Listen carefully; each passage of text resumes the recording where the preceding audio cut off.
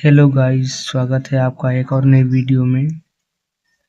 आज की वीडियो में हम सीखेंगे verb, subject and object. Okay, पहले में है वर्ब। वर्ब यानी कि क्रिया। नंबर 1, क्रिया वाक्य में अंत में मिलती है। किस वाक्य में? हिंदी वाक्य में अंत में मिलती है।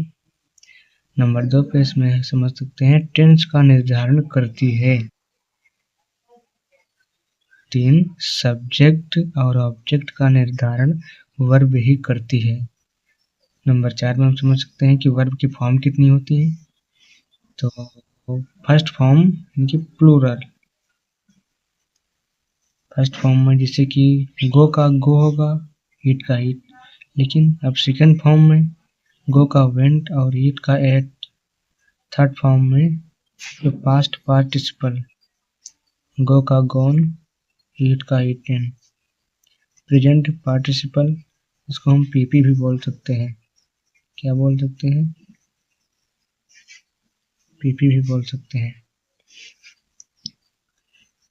पीपी में अगर देखते हैं प्रेजेंट पार्टिसिपल में तो गो का गोइंग, ईट का ईटिंग।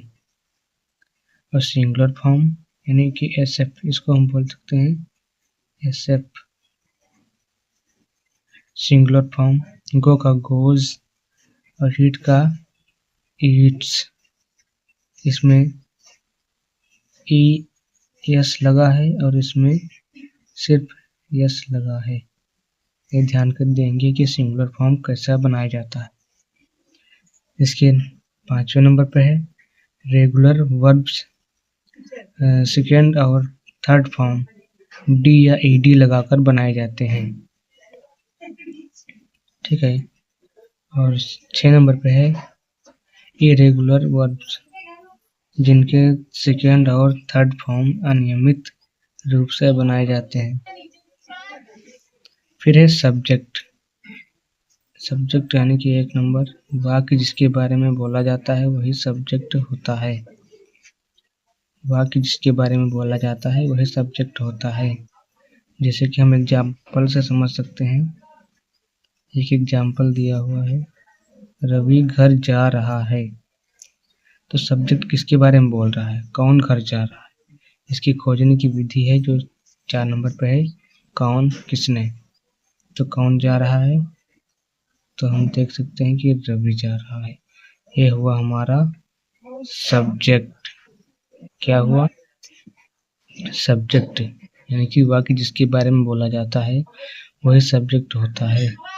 एक्टिव वॉइस में सब्जेक्ट क्रिया को करने वाला डूअर होता है और पैसिव वॉइस में सब्जेक्ट क्रिया का ऑब्जेक्ट होता है। ये ध्यान देना है एक्टिव और पैसिव वॉइस में, आगे सीखेंगे। 4 नंबर पर है प्रश्न विधि से सब्जेक्ट का पता लगाने के लिए क्रिया साथ लगने वाले शब्द कौन किसने। कौन किसने, कौन वाला तो बता ही दिया, रवि। किसने, अगर यहाँ पर घर जा रहा है ये ना होता, यहाँ होता रवि आम खा रहा है, तो किसने? तो रवि ने आम खाया। इसे तो आखिरी है ऑब्जेक्ट। ऑब्जेक्ट नंबर 1, जिसके ऊपर क्रिया की जाए वही ऑब्जेक्ट होता है। प्रश्न विधि से कैसे समझते हैं? दूसरे नंबर पे है कि विधि से सब्जेक्ट का पता लगाने के लिए क्रिया साथ लगने वाले शब्द क्या, किसको, किसे, किन्हें। जैसे कि रवि घर जा रहा है, तो क्या, किसको, किसे, किन्हें। इससे ऑब्जेक्ट पता लगा सकते हैं। ऑब्जेक्ट है घर।